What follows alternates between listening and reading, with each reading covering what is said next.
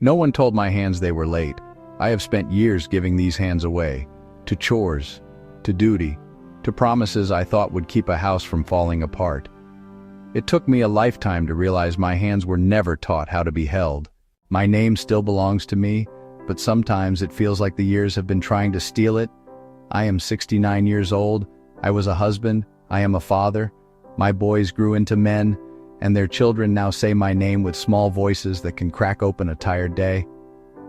I divorced almost 20 years ago, but the truth is older than the paperwork.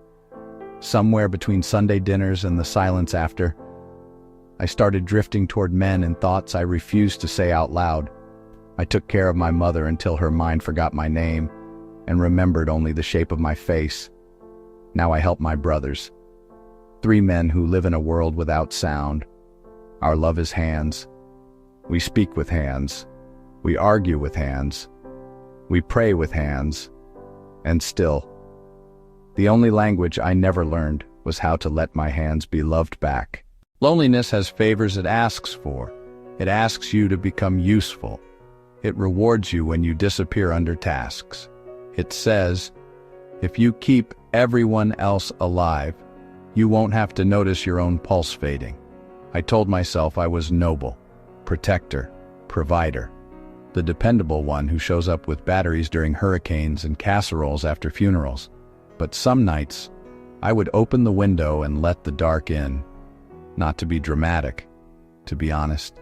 The dark is the only place a man like me could admit he wanted to be missed. Missed, not for the help I give. Missed for the space my body leaves on a bed when I get up to make coffee. Missed for the way my hand searches in sleep for the certainty of another hand and finds a seam in the sheets instead. I learned late that the body is patient, but not infinite. Desire, when compressed long enough, doesn't vanish. It becomes dense, like a star that never allowed itself to burn, turning into something heavy with light it never used. I have walked through years with a quiet emergency under my skin, wanting to be kissed without being interrogated, to be petted without the charity of pity, to be needed by a man who looks at me and thinks, home. Shame taught me to keep my hands occupied, fixing, folding, cooking, signing, helping, anything to keep them from trembling when a man's laugh landed too close to my chest. Men my age were raised inside an architecture that had no room for us. We negotiated with God in bathrooms, made promises we didn't understand, married good women we did not know how to love correctly, and called it doing our best. We learned to translate ourselves into usefulness because usefulness is allowed. Tenderness was not. By the time I admitted the word gay to myself, the word father was already etched in the bones of my sons. To reach for what I wanted felt like dropping them, so I waited. I told my hands. Later, I told my heart, behave. I told desire, be quiet. They need me.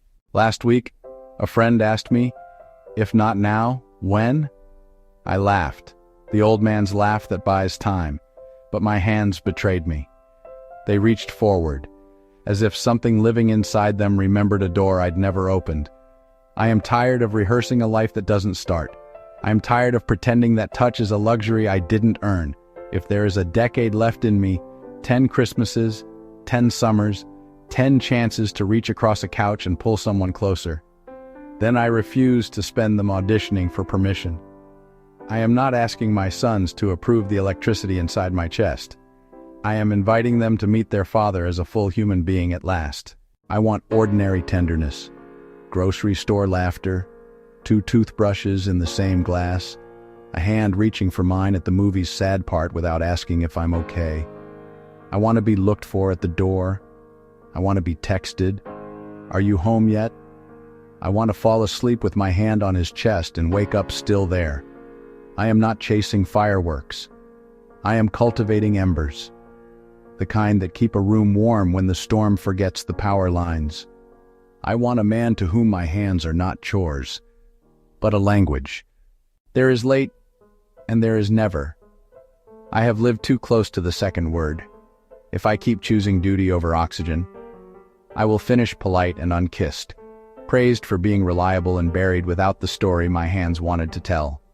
So let this be my permission slip. Let this be my small rebellion that harms no one and heals the man I am. I will love like a man who finally arrived. If I have one final decade, it will finally be mine. My sons do not lose a father to this. They gain an honest one. And these hands, these faithful, exhausted hands, will no longer apologize for wanting to be held.